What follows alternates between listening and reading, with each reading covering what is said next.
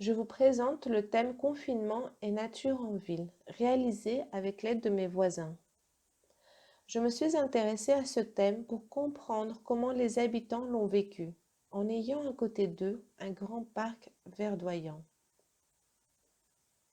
D'abord, les espaces verts, à côté des bâtiments, apportent de la diversité végétale, flore et faune, des bruits, des odeurs, de la fraîcheur, mais aussi des coins pour se rassembler, se rencontrer, échanger et passer du bon temps, ce qui favorise la sociabilité et la convivialité.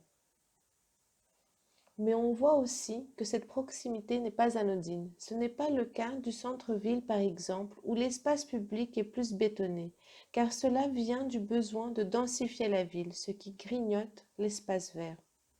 Dans certains quartiers, dans les années 70, on a construit des immeubles collectifs et ils ne sont pas très demandés justement à cause de cette vie en collectivité, qui sont finalement très agréables à vivre car ils conservent la nature à proximité. Pendant le confinement, j'ai pu encore plus apprécier cette qualité ainsi que mes voisins et la nature a même envahi notre vie domestique. Le confinement a bouleversé nos modes de vie. Il a enlevé cette convivialité de l'extérieur, mais les habitants l'ont rempli avec d'autres habitudes. Ils ont développé une autre convivialité, comme la communication par le balcon.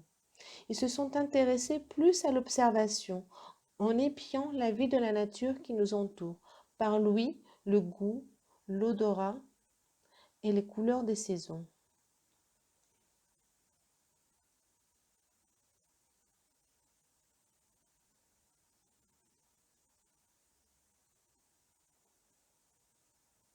Le confinement, prendre le temps de Catherine Arleux.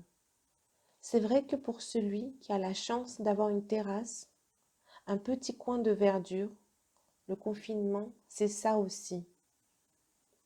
C'est avoir la joie de ne pas louper les forsythias qui ne vont pas durer. Pouvoir regarder les choses, pas pour 5 minutes, mais pouvoir prendre le temps. C'est si apaisant.